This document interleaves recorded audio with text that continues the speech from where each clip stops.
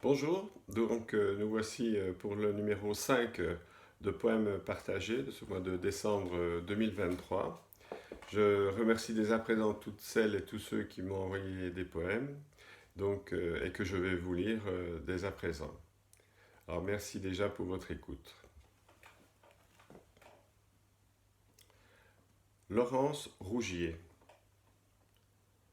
La nuit froide est entrée dans sa gorge. Soumission de femmes et de filles au chant de l'aube, innocente et pure, elle se tait.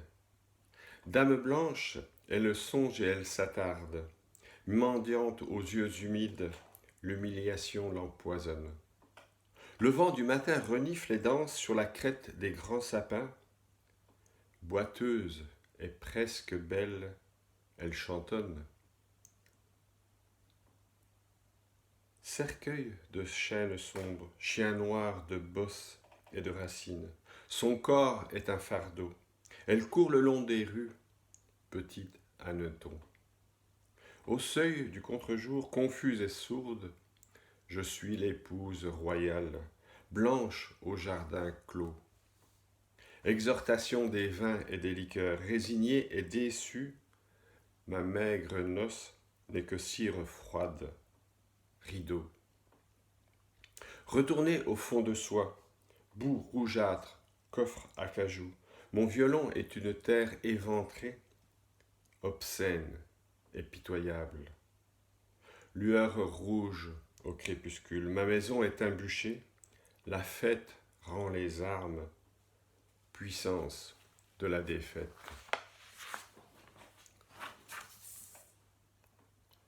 Didier Maillère. Le Mans-Lyon. Un visage, un train, une place, un bagage, un billet, un numéro, une question, un sourire, une présence, une chevelure, un ascendant, une acceptation, sa route, ma route. On va où on veut, on va où on sait. S'éloigne une présence, un oubli peut-être, pas totalement. Son empreinte, une correspondance, un oubli peut-être. Eh bien non, reste l'empreinte. Place de la Croix-Rousse. Un chien dresse son maître. Alerte! Une ambulance. Les vélos vont vite électriques.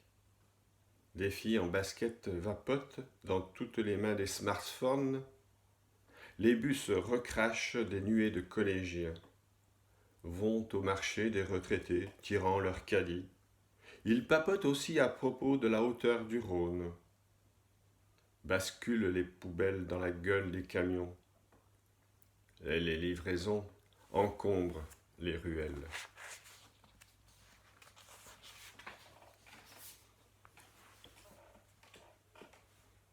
Jean-Claude Tardif. J'écris parfois des poèmes.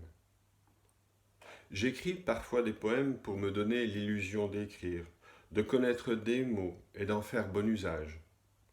J'écris parfois des poèmes pour me donner l'illusion de vivre, d'écouter mon cœur pour l'entendre battre encore. J'écris parfois des poèmes pour me donner l'illusion de croire que les hommes sont toujours rejetons de l'humanité. J'écris encore des poèmes pour me donner l'illusion que je peux toujours lever les yeux au ciel et me réjouir de la course du soleil. J'écris encore des poèmes pour me donner l'illusion de vivre, de croire que nous pouvons être un lien entre le jour et son antipode. J'écris encore des poèmes pour me donner l'illusion d'espérer que je suis simplement vivant face à la mort qui vient. J'écris toujours des poèmes en pure perte.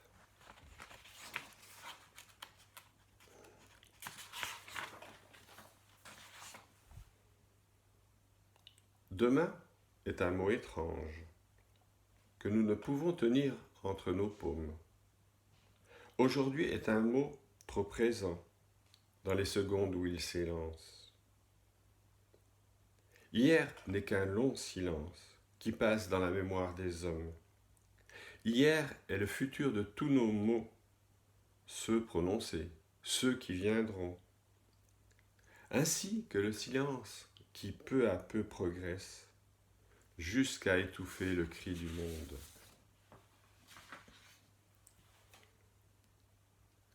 Marc de Looz, atterré. La mer rouge de la foule s'ouvre et s'écarte. Il erre parmi les ruines, cherchant les siens. Quand il les trouve, il s'agenouille, il ne dit rien.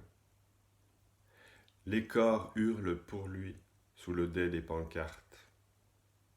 On crache sur la terre, on viole les maisons. L'un tue depuis le ciel l'autre avec ses deux mains. Qui a tué hier sera tué demain. Chacun a ses raisons, personne n'a raison. Des mains désespérées fouillent dans la poussière. Chacun creuse en terre et, cherchant ses racines, croyant trouver de l'or, tombe sur une mine.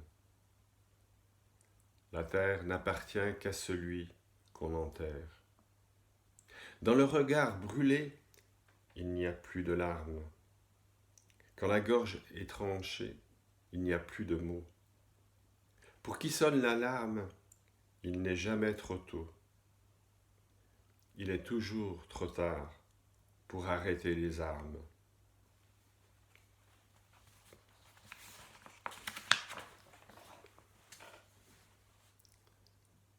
Jean-Noël Guénaud. Par ces temps de terreur, aimons la beauté bleue de Chagall, la valse des couleurs qui couvrent l'incendie. Bonnard, dans sa détresse, pariait sur les couleurs qui vibrent dans l'azur. Son amandier en fleurs, ultime tableau, nous perce le cœur de ses pointes de feu. La barque de Braque nous guide vers l'envol et l'élévation des oiseaux. Soulage, que la lumière jaillisse du noir et vibre de tous ses nerfs.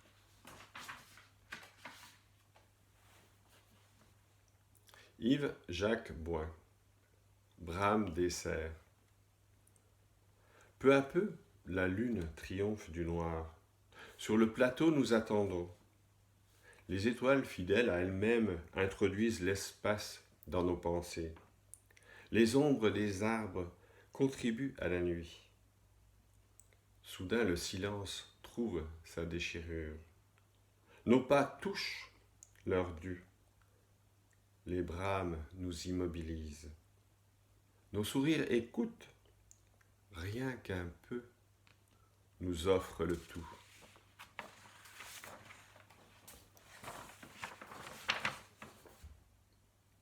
Mouille et brille.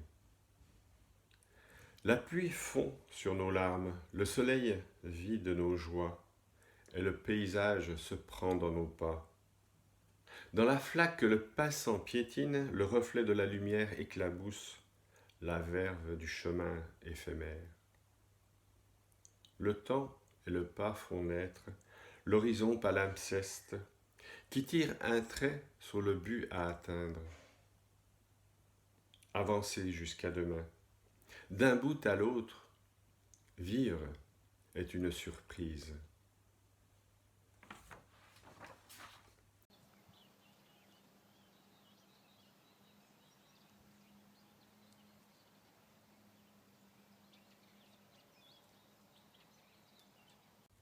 Éric Simon. Couleur de l'angle mort. Le regard qui surprend l'aube, c'était le tour de l'œil. Le miroir ne prouve rien. Les âmes endormies peuvent mieux se souvenir. Elles ont glissé du côté des ruines. Chaque pas suspendu tient lieu de réponse. Comme un reflet au fond du puits qu'on creuse, c'est la raison d'une embellie, la plénitude de se taire, quand les autres vérifient la prolongation des traces, autant de troubles pour chimères.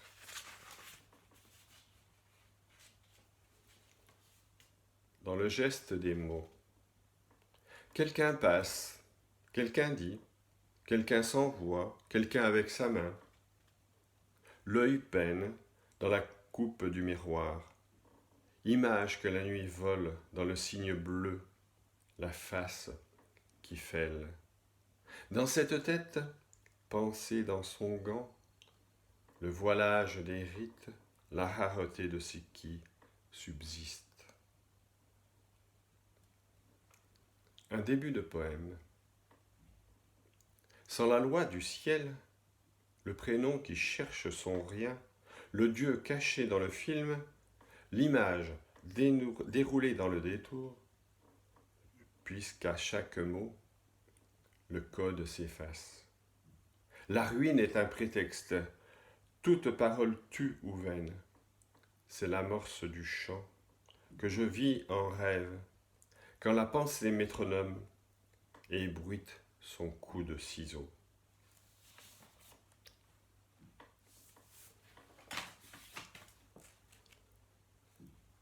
Sébastien Bidot, au fond du lac. C'est comme si mon cœur était trop en ce monde. Il ne sert à rien, il a tort et se morfond. Dans une grotte de violon à fil immonde, des liens pour qui, pourquoi, sans pouvoir dire au fond. La musique est si belle en faveur d'une voix. Elle tombe comme l'eau sur le toit du nord. Une neige rose chuchote avec la croix. Un héron saute sur la glace des remords. Un sourire abscon joue sur la face de l'écran. Les notes tombent à la surface d'un lac. Les moustiques dorment sur un reflet parent. Des nénuphars et de lucioles pour le sac. L'harmonie chute tout à coup, cataracte, molle, échoua, s'affole par un rebond de pacte. Entre deux plages. Entre deux plages, la sensation si exquise d'être sorti de ses vacances touristiques donne une ouverture de sentiment qui frise le vol d'une mouette lourde en sons spasmodiques. C'est l'ombre au pied de la marine, l'eau démange, un fond de pierre et la lave brûle en silence. À la porte de deux pics promontoires, l'ange dort derrière le trait d'horizon en démence. Le rose monte vers les nuages violets. Le bleu attendri de noir, le soir pour reflet. J'entends une marée d'amour au paysage. Elle calme et chuchote un courant d'air frais, libère l'espace de vue, hors le monde, semble sage. Et la nuit éteint en gouttes tout l'univers.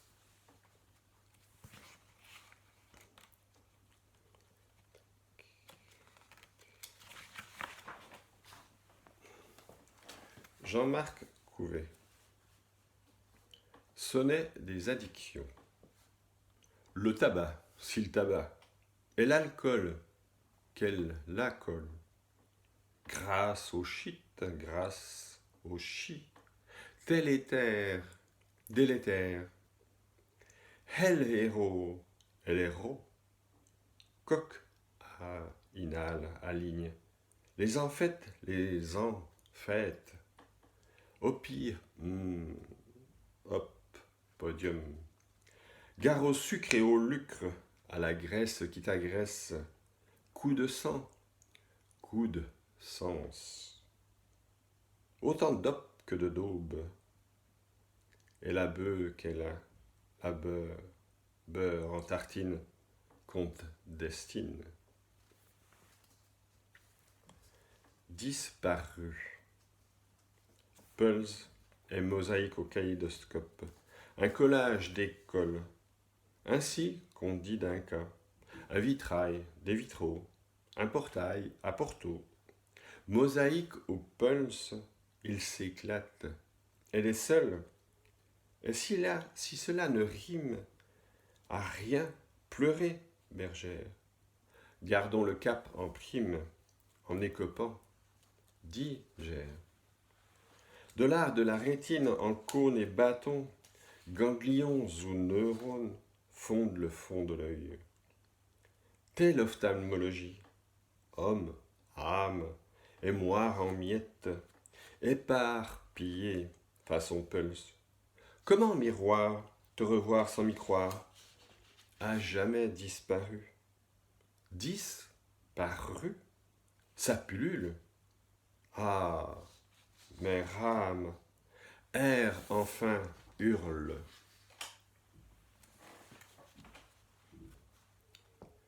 Michel Lamarre. Ne pas oublier. Je ne peux pas oublier que le capitalisme a accouché de l'industrie de la mort lente, des camps de concentration, de la Shoah. Je ne peux pas oublier les millions de morts. Et je cherche dans le poème d'autres voies à suivre pour désamorcer le désastre programmé. Mais qui acceptera d'entendre ce que les bombes étouffent? Le capitalisme valide la défaite de l'air au profit unique de l'avoir argenté. Il n'a jamais cessé de le faire, il ne cessera pas. Et mon poème apparaît alors comme le linceul de mes dernières illusions. Tandis que la nature révoltée se déchaîne, sécheresse, inondation, changement climatique. Et nous, que faisons-nous? Nous ne changeons rien ou pas grand-chose à nos vilaines habitudes. Nous consommons. Nous continuons d'engraisser l'ogre capitaliste, destructeur du biotope. Nous sommes complices, totalement complices. Didier Trumeau. Poète. Un poète. C'est quoi un poète? Se pose la question de son usage, se pose la question de sa réalité, se pose la question de son intérêt et se pose la question de son message. Le poète ne s'use que si l'on s'en sert. Le poète n'apparaît qu'à la demande. Le poète, à la fin du repas, c'est le dessert. Et le poète est lisible par tous les temps. Que fait le poète lors de ses temps libres? Le poète fait des Scooby-Doo avec les mots. Le poète caresse les nuages de son regard. Le poète transporte le rêve. La vérité. Dans ce monde très moderne, les gens parlent beaucoup. Paroles qui doivent libérer la pensée, pensée qui devrait enrichir la parole. L'artifice mène les débats. La croyance, c'est le doute. La croyance, c'est le néant. La terre est une galette, le ciel, un film en Panavision. La guerre, une création des médias. La pandémie, une invention des laboratoires. La lune est un ballon sonde géant. Et tout est faux et tout peut être démontré. Rien n'est vrai et plus rien n'est dénombré. Face à la déshérence des esprits, face à la négation des pouvoirs, c'est le chaos qui s'installe. L'anarchie éloigne de la bêtise. La vérité est une illusion dépecée. La vérité est un corps annihilé. La vérité n'est plus un projet. La vérité n'est même pas une arme. Lorsqu'elle aura disparu, restera la profondeur de l'infini de l'ennui.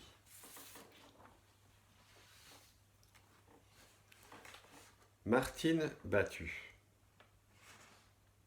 De la fenêtre, vois-tu les ricochets du soleil traversant la pièce où tu as tant joué?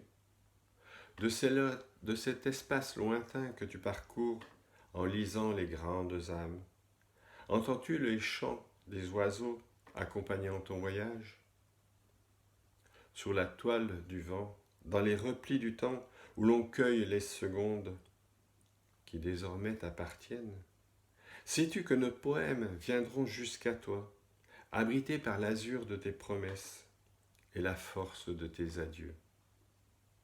Au déversoir de la nuit, des brindilles de lune inscrivent ton nom à jamais, dans nos cœurs et sur les sentiers de nos vies.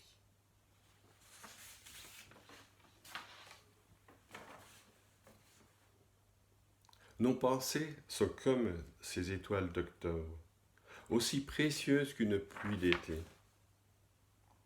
Laissons-les échapper dans les premières brunes, et les fragiles raies de soleil de cet automne, pas comme les autres.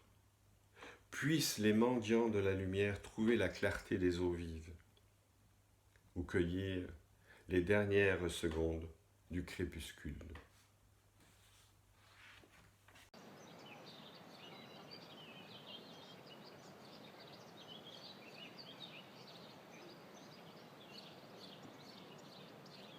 Jean-Claude Martin. Le temps du poème, ou le temps, un instant, semble suspendu. Eh bien, le seul avantage qu'on puisse en tirer. Cerner, sentir, ressentir, faire sentir. Rêve que crucifie l'arrêt d'écriture, la relecture. Dommage d'avoir eu besoin de ça pour exister. Le ciel n'est pas visible de la fenêtre, il se heurte à d'autres étages, à d'autres fenêtres. On saura qu'il existe si une averse tambourine. Dans la cour intérieure, 2 ou 3 plantes qui n'ont jamais été semées.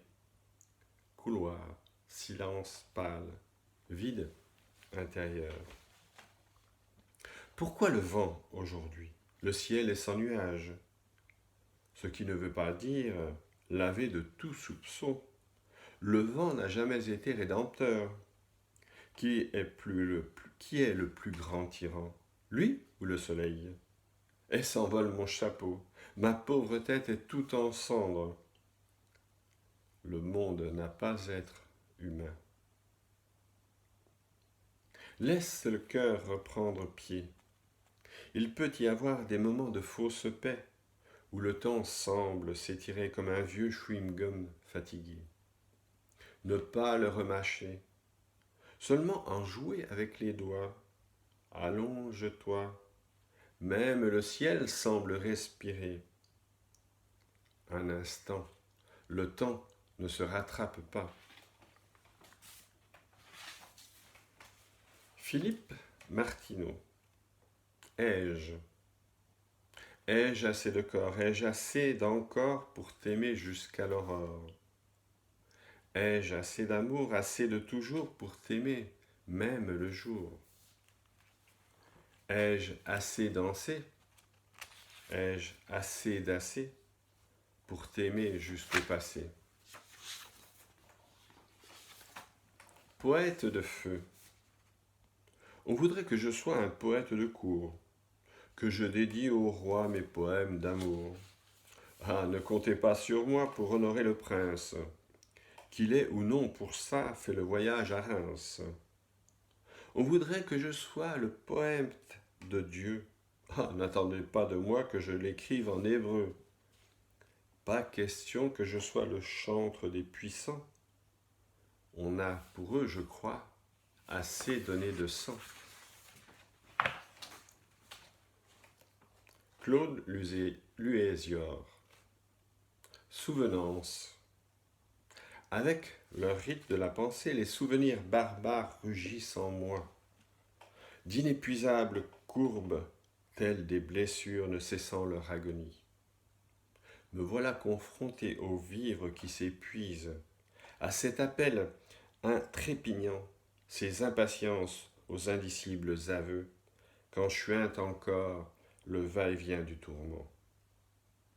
Pour avoir donné le feu, Prométhée souffre l'aigle qui lacère son ventre et savoure ses entrailles. Le voici proie de l'implacable loi, être la plaie furieuse qui enfle, machinale au souvenir du temps, façonner le gouffre si coulé, si noyé. une nuit entière en résine d'éternité. L'épaisseur du noir monte et m'envahit.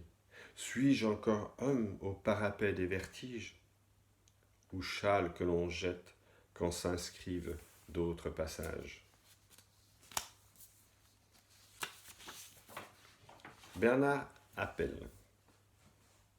Derrière chaque rose. Derrière chaque rose, il y a son visage, où mes yeux se posent. Elle reste là. Elle est là, son image. Reviendra-t-elle un jour, mon ami, en aller? Partout je cours sans jamais la trouver. Derrière chaque rêve, je poursuis son étoile, une lumière brève recouverte de voile.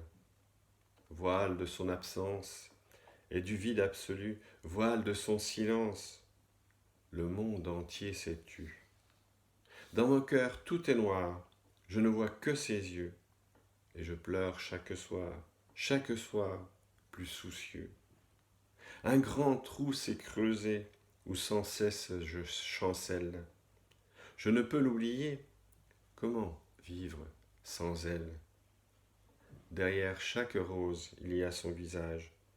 Où que mes yeux se posent, elle est là, son image. J'ai perdu mon ami, je l'ai laissé partir. Désormais, c'est ma vie qui commence à flétrir. Mathias Lair, Brigitte la très sainte. Martine me dit, il faut lutter contre le désespoir, l'effroi du temps, et aussi, courons les uns vers les autres, disons-nous nos effrois, disons-nous nos désespoirs, disons-nous nos reflets, et courons à notre Père. Courons-y, mais pas avant d'avoir crié ensemble notre lucidité stérile. Chouette, une aussi désespérée que moi pour faire comme une ôtée. Ça me rappelle ces hommes bras dessus, dessous, courant au barbelé, en chantant. Mais les nazes les mitraillent au moins. Ils avaient choisi leur fin, mais c'est un triste choix, et nous n'en sommes pas là. Le tout est de dériver, sans faillir, loin. Du sens éprouvé, je suis, là du signe bien. Enserré de l'un à l'autre, j'aimerais plus de vagabondage, de saillie. Quand soudain on tombe dans un silence insurmontable, c'est là qu'il faut barboter pour nous libérer. Du sens établi, combien de générations de mieux, disant, pesant sur nous à nous, étouffés dans un rôle de chien savant. Stéphane Cazeneuve. Quelle est la particule perdue par Dieu? C'est la fin de l'ultimatum des mots. On passe la main, on regagne le bercail et c'est tout. Et la poésie hésite entre un siècle de plus à régner ou bien l'éternité à servir. Quant à moi, j'ai donné la moitié de mon temps à œuvrer la vie, tapiner le poème. Il fait froid dans les cathédrales du futur, et la messe est célébrée en physique quantique. À la fois ondes et particules, les prières sont à nouveau attribuées, sont doublement entendues, et l'accent de l'amour est fortement recommandé. Prier n'est plus indispensable, non. Juste le signe de se signer demeure nécessaire. Ah, j'ai de la ressource à revendre. J'écris en partie pour les mauvaises raisons. Ah, faut-il vivre pour se réveiller de son spectre sombre? À chacun son passage furtif, caché, clandestin. Quel est cet autre qui me pilote aveuglément? Mon double aveugle au même instant, le même envol, le même élan, et à chacun son passage jumeau. Suis-je un mutant des mots, un chimère évangéliste? Le grand mur des lettres se dresse devant moi. Du retour des symptômes littéraires, du diagnostic des pardons d'être son propre commencement, son propre pôle magnétique, l'intuition d'une partition juste, exacte, me libère de ces névroses simulées, hallucinées. J'écris dans des goudrons anxiogènes d'instinct. Denis Bonnet, frimas et fringales. Vaste raison n'a plus de feu. L'indigéniste s'aheurte, reste à préparer les enfeux de l'Euskadi à la Meurthe. De la mer d'Iroise à Toulon, du golfe du Lion à Givray, portant jupette ou pantalon, nourri de caviar ou de navets, tout est en chair, jeûne immédiat, enfant condamné à la mort, ce cuir que la dent mordilla, la honte conduit au remords. Très folle envie d'un hamburger, kebab, pizza, hot dog, fric. La peur nous oblige d'urger avant l'extrême limite. Christophe Forgeot, extrait de « Je voudrais parler de la plénitude ». Je voudrais parler de la plénitude, non pas celle décharnée du dogme, mais celle de la charpente formée par les solives de son nom, sensible à l'aube émue, à l'aurore élégante, au lever généreuse au zénith, pleine et paisible au coucher, palpable au crépuscule. Celle des graines intemporelles de l'existence, des bontés de ce qui est grand et des beautés de ce qui est petit. Ces choses parmi les plus difficiles à faire pour soi-même. Désincarner les principes de ce qui est vivant et faire se développer les valeurs de ce qui est vécu. Se laisser traverser par la force de vie et s'adapter à celle par le vivre. Récompenser son cerveau reptilien par l'élévation de son âme. Cligner des yeux comme un chat capable de capter le détail et l'essentiel de ce qui est visible. De ce qui n'est pas visible est l'immuabilité des mouvements. Je voudrais parler de la plénitude que l'on croit hors de soi, alors qu'elle est en nous, née de la fleur, de la pierre, de la danse des abeilles et de la coopération.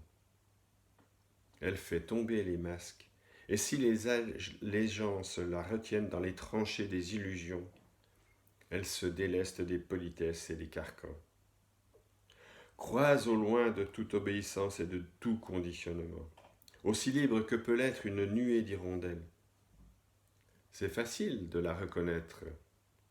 Elle ne supporte pas l'injustice.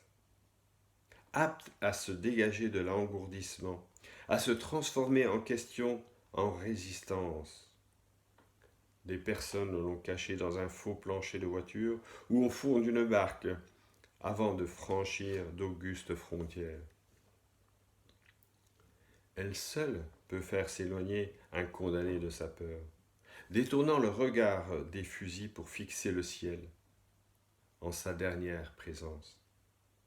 Lui seul sera le témoin raffiné du passage d'un héron, les yeux vibrants et le cœur brillant, si humble, au bord du vaste rien, au bord du grand tout, avant que les balles s'ébattent dans son ventre. Je voudrais parler de la plénitude des poèmes. C'est la même à la fois légère, solennelle et sacrée, resplendissante à la lueur de la créativité des instincts.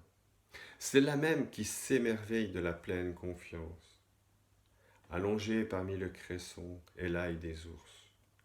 C'est la même tisseuse étoilée de l'apaisement, et bordée de restanques de pierres sèches transparentes, se chauffant à l'astre de la contemplation, usant du repos pour se renforcer, et capable de laisser glisser l'insulte et la violence à l'aplomb de ses plumes, capable du doute au creux de la main des silences, n'excluant ni la tendresse, ni le sexe comme renouvelé du sourire des feuilles de peuplier d'or.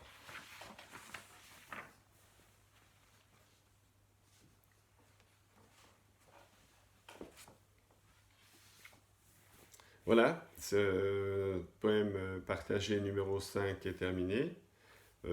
J'espère que cela vous aura plu et que vous n'aurez pas trouvé le temps trop long. C'est pour ça que je l'ai fractionné en 3 parties. Donc vous pourrez l'écouter à votre guise, la première, la troisième, la deuxième, ou comme vous le voulez. Voilà. Merci donc encore pour votre écoute et à bientôt pour une nouvelle vidéo. Je vous souhaite donc une belle et bonne fin d'année. Merci.